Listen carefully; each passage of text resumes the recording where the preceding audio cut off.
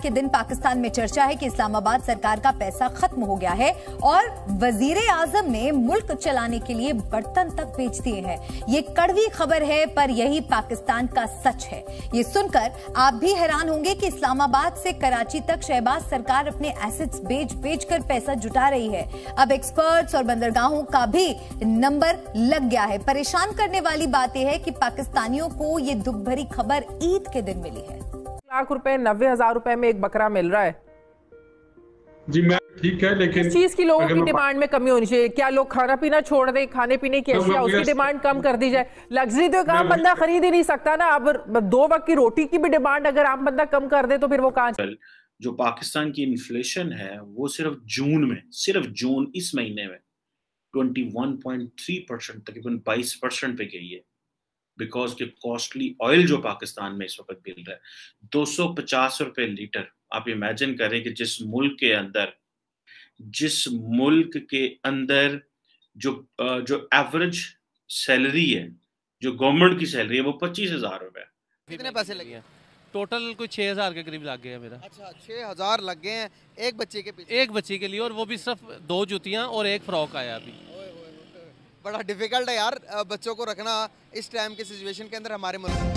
बकरीद पर पाकिस्तान ने अपने बर्तनों तक की सेल लगा दी। खजाना खाली है, दोस्तों से उधारी मिल नहीं रही, यानी अब बर्तन बेचकर ही गुजारा होगा। ईद पर पूरा पाकिस्तान खुशियां मना रहा है, पर वजीर आजम शहबाज शरीफ को आज से ज्यादा कल की चिंता है। ईद खत्म होने के बाद पाकिस्तान कैसे चलेगा, ये सोच कर पाकिस्तान की सरकार घबराई हुई है। आपको पता है कि बिजली की कीमत में कितना इजाफा हो चुका है। गैस 300% महंगी की जा रही है, मंजूरी दी जा चुकी है।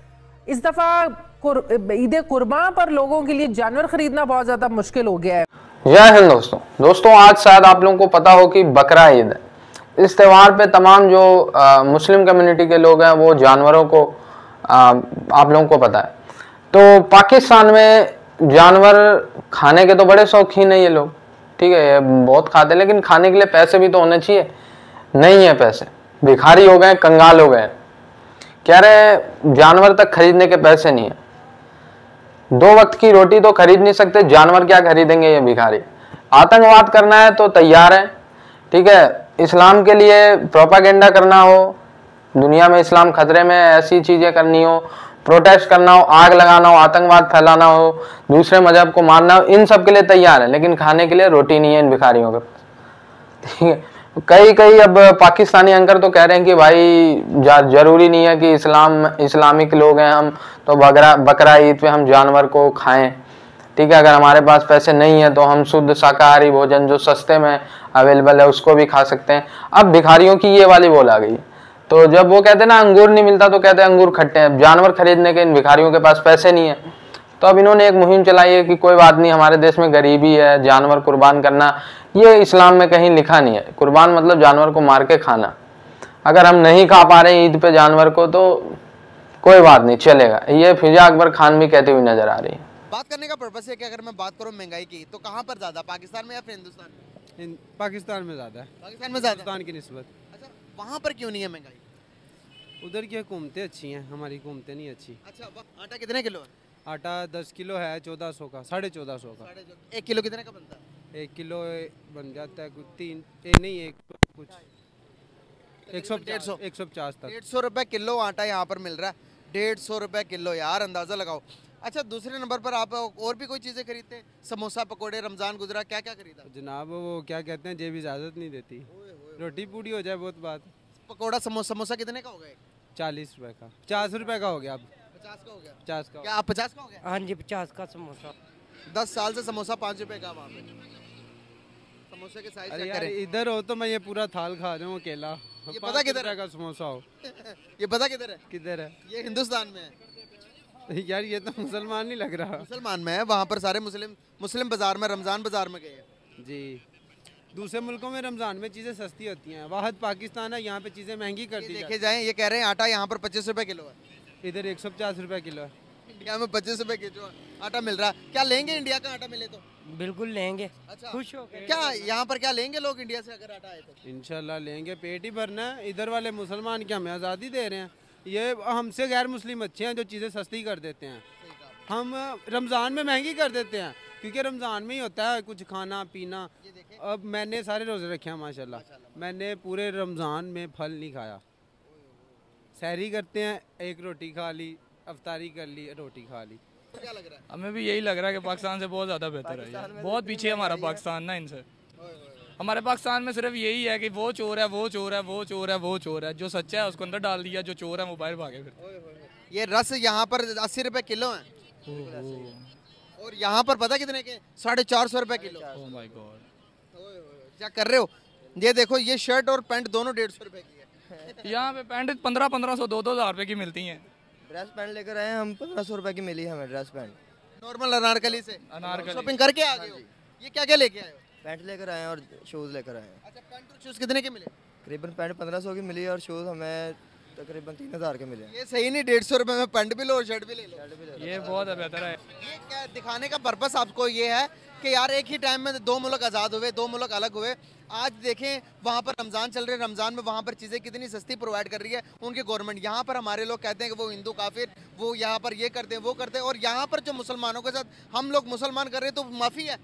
नहीं, बिल्कुल माफ़ी नहीं है। यहाँ पे रमज़ान से पहले केले 60 रुपए दर्जन थे, अब रमज़ान में 250 रुपए दर्जन दे रहे हैं। वो रमज़ान में वो ज़्यादा लूट रहे हैं बंदों को सस्ता करने की वजह। बल्कि ज़्यादा महंगी हो जाती हैं चीज़ें, रमज़ान में ज़्यादा महंगी हो जाती हैं यहाँ पर। अच्छा, यहाँ पर हम कहते हैं कि भाई नॉन मुस्लिम कंट्रीज में मुसलमानों के साथ अच्छा सलूक नहीं होता, तो ये अच्छा सलूक कर रहे हैं, महंगाई अपनी चीज़ें? नहीं, बिल्कुल भी नहीं अच्छा कर रहे हैं। तो कौन अच्छा सलूक कर रहे हैं? वो ही सही कर रहे हैं। रमज़ान में उन्होंने सस्ती चीज़ें लगाई हुई हैं, यहाँ पे महंगाई है। बिल्कुल सही। मुल्क में जो तेल है वो 250 रुपए लीटर है। सो इट मीन्स कि जो मसाइल हैं वो बड़े गंभीर हो गए हैं पाकिस्तान में। IMF के साथ डील जो है वो चल रही है, डॉलर 201, 2 पे, 3 पे, 4 पे चल रहा है, और जो इंटरेस्ट रेट है उसको भी रिव्यू करने की बातें हो रही हैं पाकिस्तान में। उधर आप चले जाएं रशिया की तरफ से, जो पाकिस्तानी बैंक हैं उन्होंने रिफ्यूज कर दिया कि हम रशिया से क्रूड ऑयल इंपोर्ट नहीं कर सकते। तो पाकिस्तान की इतनी सी इकोनॉमी है और हम तो ये, हमारे बैंक्स तो ये कर ही नहीं सकते।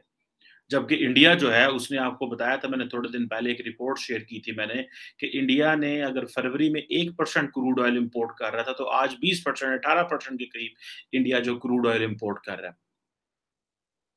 अब रशिया जो है वो पाकिस्तान को नॉन सीरियस लेता है। उधर आप बांग्लादेश की सिचुएशन देखें तो बांग्लादेश जो है उसके फॉरेन एक्सचेंज रिजर्व जो है वो 50 अरब डॉलर के करीब चले गए, और पाकिस्तान के जो फॉरेन एक्सचेंज रिजर्व हैं वो तो इस वक्त 12-13 डॉलर पे, अरब डॉलर पे 14-12-13 अरब डॉलर पे बैठे हुए हैं। कमर्शियल बैंक के डाल के तो आप थोड़ा ऊपर चले जाते हैं, लेकिन कमर्शियल बैंक से आप बाइंग तो नहीं कर सकते, वो तो बैंकों का पैसा है। सो पाकिस्तान के ऊपर इम्पैक्ट सैंक्शंस का इतना हाई है कि हम रशिया से तेल भी नहीं ले सकते। बाकी ममालिक जो हैं वो तेल ले रहे हैं, वो अपनी लोकल करेंसीज में डील कर रहे हैं, हम लोकल करेंसी में डील नहीं कर सकते।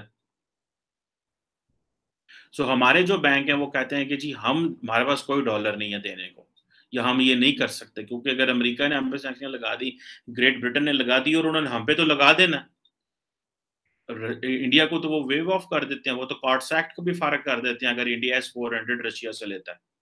पाकिस्तान को वो कुछ नहीं, पाकिस्तान को उन्होंने छोड़ना नहीं है, क्योंकि वो हमारा बैंकिंग सेक्टर इतना छोटा है, पहले हम IMF के पास हैं।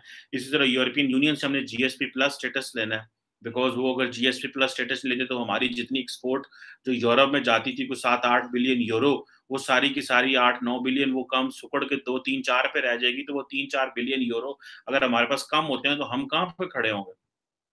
और अभी गवर्नमेंट ने आज ये फैसला किया है कि हम जो हमारे सरकारी मुलाजिम हैं उनकी जो बेसिक पे है उसको 48% तक इंक्रीज करेंगे। वो ऑलरेडी जो है वो मुख्तलिफ शक्लों में हुकूमत जो है वो सरकारी मुलाजमों को पे कर रही है, लेकिन ये है कि वो उसको बेसिक पे स्केल का हिस्सा बनाने लगे हैं जो एडहॉक अलाउंसेस मिलते थे।